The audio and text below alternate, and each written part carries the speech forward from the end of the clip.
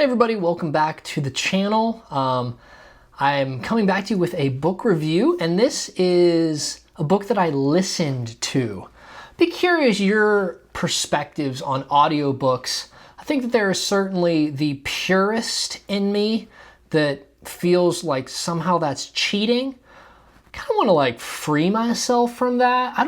But what I need to determine is there an overarching category for taking in a story? Because when you read, you take in a story. When you listen, apparently in this model to a book, you take in the story. You take it in differently. And I don't want to say I read this book through audiobook, because I didn't. I listened to this book.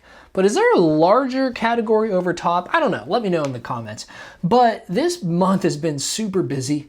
Just a quarter of timeline. If you're watching this later, this isn't going to make sense to you. But this month, I didn't put up my monthly review of reading, and I didn't put up my upcoming month of reading. And I've actually kind of stalled on one book specifically that I've been reading now for a couple weeks.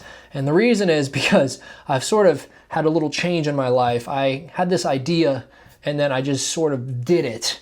And it's been very time consuming. And I'll let you know about it, and I'll put a link to that channel in the description. But I'm in the process of starting a bookstore. So, that's cool.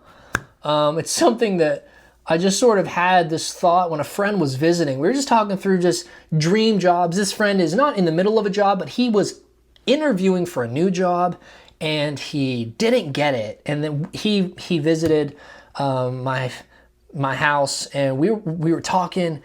And just it got me thinking man, what is a dream job if I had the choice?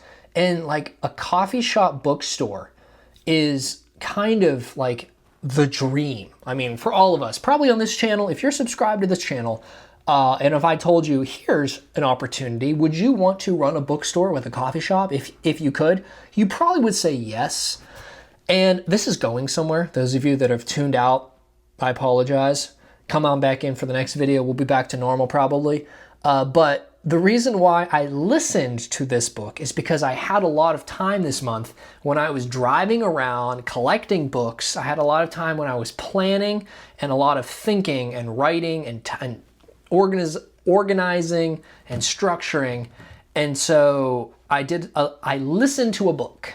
And the book that I listened to, I'm going to put up a picture of the cover, is entitled The Body in the Bookstore, which seemed rather apropos. I hope it wasn't prophetic, because that would be awkward. I'm not going to talk anymore about the bookstore. There's going to be a link to that channel down in the description. If you want to check that out, be my guest. Add all the comments you want. I'm in the very infant stages of it, so check that out. But the book that I read, The Body in the Bookstore, this is a cozy mystery. It's actually the first cozy mystery that I've ever read, and it was so fun. I can see why cozy mysteries are so popular, because not that it's low stakes, there was a murder that took place, but the scale is small. And I've been doing a lot of epic fantasy where the scale is, well, epic. It was fun to be in one town with a small cast of characters with very real world problems. And what is this book about? Well, this is book 1 in a series, and I'm very eager. I've actually got book 2 on loan, and I'm going to talk about that in another video. Libraries have this really cool system where you can listen to audiobooks with nothing more than your library card. So I'm going to introduce that. Maybe you are aware of this, but we'll move forward. But this is book 1 in a series. And what is the plot of this? Well, the main character, the protagonist, her name is Annie Murray, and she is a dropout of criminal justice school. So she was planning to be a lawyer, a detective, sort of something law enforcement. And her best friend Scarlett were in a class with their favorite teacher. And the assignment, sort of the capstone assignment, was actually studying out cold cases that have never been solved. And Annie and her best friend Scarlett got way too deep into the case, and Scarlett ends up being killed. And Annie is guilt-ridden. She drops out of school. She really leaves where she was. She creates a new life for herself in a small-town bookstore that is themed after Agatha Christie. And so it's a mystery, cozy mystery bookstore. And she really tries to quell, probably a better word, her past. And this store is not doing well. It's struggling like probably any bookstore would be, which is not promising from what I started this video with, but moving forward. So she has an idea that she's going to create a murder-themed festival where she's going to have a town-wide murder mystery. And people can come in, they're going to have to solve clues together, they're going to go from place to place, and she does a lot of work and a lot of planning.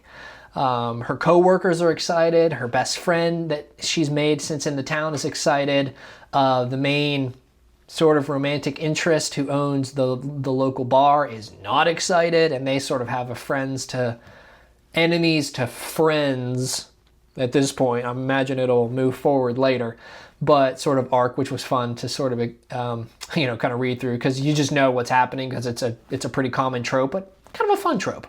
I know why a lot of people like it. All that to say, she starts the festival, and who shows up? A bunch of old college friends who happen to be in the area, happen to hear about it, and one of them winds up getting murdered.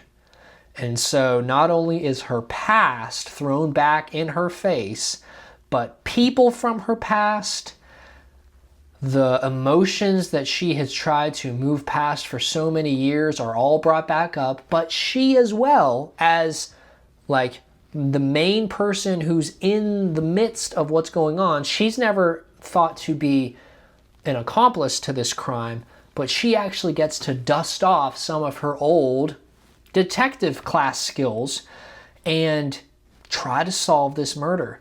The main detective that is called into the case also happens to be her favorite professor who assigned her the case that got her best friend Scarlett killed. It was a really great story. I gave it 4 out of 5 stars because it was so fun. I'm excited to continue on because the characters are interesting, they're engaging.